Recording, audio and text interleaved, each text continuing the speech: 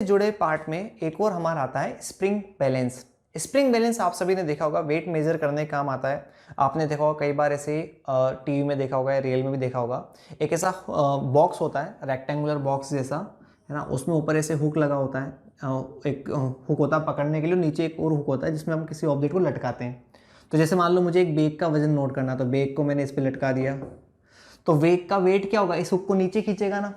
तो जितना भी स्ट्रेचिंग फोर्स इस हुक पे लगता है वो सारा का सारा यहाँ शो हो जाता है। मतलब ये बेसिकली स्प्रिंग बैलेंस किस चीज़ को रीड करता है, ये जो हुक पे कितना स्ट्रेचिंग फोर्स लग रहा है उसको ये रीड करता है। और फिर इसकी रीडिंग जो है ना उसको कैलिब्रेट कर देते हैं स्केल को केजी में रीड करने के लिए। जैसे मान लो आपने यहाँ पे 1 kg का वेट लटकाया, तो 1 kg का वेट कितना होता है, 10 न्यूटन। तो 10 न्यूटन का फोर्स से ये हुक खींचेगा नीचे, तो यहाँ क्या होता है, अंदर एक स्प्रिंग होती है ना, और वो स्प्रिंग जब मूव करेगी ना तो उसका जो पॉइंटर है ना वो नीचे आता है। तो जब ये पॉइंटर नीचे आता है, ये जो पॉइंटर लगा रखा है यहाँ स्प्रिंग में, ये इस तरह से स्प्रिंग में एक पॉइंटर जुड़ा होता है। जैसे आप इस हुक पे फोर्स लगाओगे पॉइंटर नीचे खिसकेगा, तो यहाँ 0 होता है। फिर 1 न्यूटन के फोर्स के हिसाब से स्प्रिंग खींचेगी ना तो ये पॉइंटर नीचे आएगा। तो फिर यहाँ 1 2 3 4 ऐसे केजी में रख देते हैं। कैलिब्रेट करने का मतलब 1 kg लटका के देख लो कि कितना नीचे आया, जितना नीचे आया वहाँ पे 1 लिख दो। 2 kg लटका के देखो फिर कितना नीचे आया, वहाँ 2 kg रख दो। इस प्रकार से हम इसको कैलिब्रेट करते हैं। तो स्प्रिंग बैलेंस बेसिकली स्प्रिंग पे बेस्ड है ना, एक सिस्टम होता है। तो उसको देखो हम यहाँ बनाते हैं, एक इस तरह का रेक्टेंगुलर बॉक्स होगा, उसके अंदर एक स्प्रिंग होती है और इधर एक हुक लगा होता है।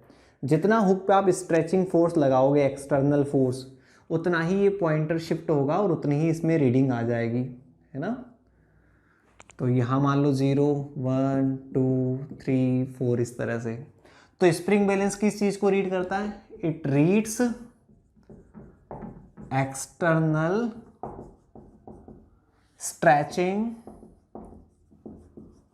फोर्स, ये रीड करता है एक्सटर्नल स्ट्रेचिंग फोर्स को, है ना। फॉर एग्जाम्पल देखो, अच्छा स्प्रिंग बैलेंस का अगर खुद का मास ना दिया जाए तो आपको उसे मासलेस मानना है। जैसे हम पुली को मासलेस मान लेते हैं, रस्सी को मासलेस मान लेते हैं, वैसे ही स्प्रिंग बैलेंस को भी मासलेस मानना है। जैसे मान लो हमारे पास 2 स्प्रिंग बैलेंस हमने लटकाए हुए हैं।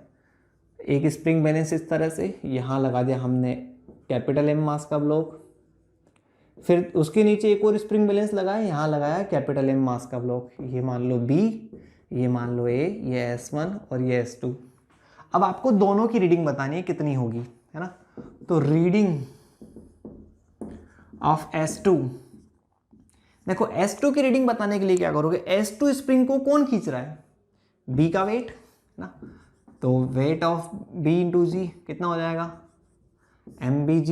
ये रीडिंग हो जाएगी न्यूटन में अगर बोला जाए तो, इन न्यूटन। वैसे आंसर अगर केजी में होना तो जी मत लगाना, है ना। अगर आंसर केजी में लिखा जाए तो सिंपल M रख देना इन केजी, है ना। रीडिंग मतलब केजी में भी हो सकती है, न्यूटन में भी हो सकती है, डिपेंड्स ऑन ऑप्शन कि आपको कौन सा ऑप्शन गिवन है। फिर रीडिंग ऑफ S1। अब देखो S1 स्प्रिंग बैलेंस को देखना, अल्टीमेटली B और A दोनों S1 को ही तो बैलेंस करना है, सारा वेट तो उसी पे आ रहा है ना। तो S1 की रीडिंग क्या है, दोनों का weight, weight of B and weight of A क्या हो जाएगा, देखो मास ऑफ B जी क्या हो जाएगा, mg प्लस mg, कितना हो जाएगा 2mg इन न्यूटन। और इधर क्या हो जाएगा, अगर आपको मान लो केजी में रीडिंग देनी है तो सिंपल सा 2m रख दो इन केजी, तो ये आंसर हो जाएगा। मतलब अगर मान लो ये 1 1 किलो के ऑब्जेक्ट है तो नीचे वाला तो शो करेगा 1 kg, ऊपर वाला शो करेगा 2 kg। क्यों, क्योंकि दोनों 1 1 kg के ब्लॉक, उसी को तो बैलेंस करना है अल्टीमेटली। इवन देखें ना लॉजिकली थोड़ा सा 2 kg से भी ज्यादा, काय को, क्योंकि स्प्रिंग बैलेंस का भी थोड़ा बहुत तो मास होगा ना, प्रैक्टिकली बात करें तो उसकी रीडिंग जो है ना वो 2mg से भी थोड़ी सी ज्यादा आएगी। हालांकि हम यहां इन मास को इग्नोर कर रहे हैं, इसलिए हमें कोई दिक्कत नहीं है। ओके बच्चों, दोस्तों वेट मेज़र करने के लिए एक और चीज़ जो आपने डेफिनेटली किराने की दुकान पे देखी होगी, आप जब भी किराने की दुकान पे सामान लेने जाते हो, इलेक्ट्रिक कांटा होता है ना, उस इलेक्ट्रिक कांटे पे एक प्लेट होती है और उसके ऊपर वो सामान रख देते हैं। अब जैसे जैसे सामान रखते हैं उस सामान का जो पूरा वेट होता है वो उस प्लेट पर पड़ता है, और प्लेट जो है वो बदले में क्या लगाती है, नॉर्मल रिएक्शन। किसके जरिए लगाती है, स्प्रिंग फोर्स। बेसिकली स्प्रिंग्स होती है जो नीचे दबती है, तो स्प्रिंग दबती है तो ऊपर फोर्स क्रिएट होता है। तो हम सिंपल सा रीडिंग को ऐसे बोल देंगे कि जो प्लेट पे नॉर्मल रिएक्शन जितना प्लेट ने लगाया ना वो उसकी रीडिंग होती है। तो वेइंग मशीन क्या रीड करता है, reads normal reaction by plate.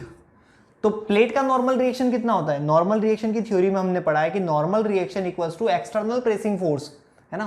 तो एक्चुअली ये रीड क्या करता है, reading equals to external pressing force.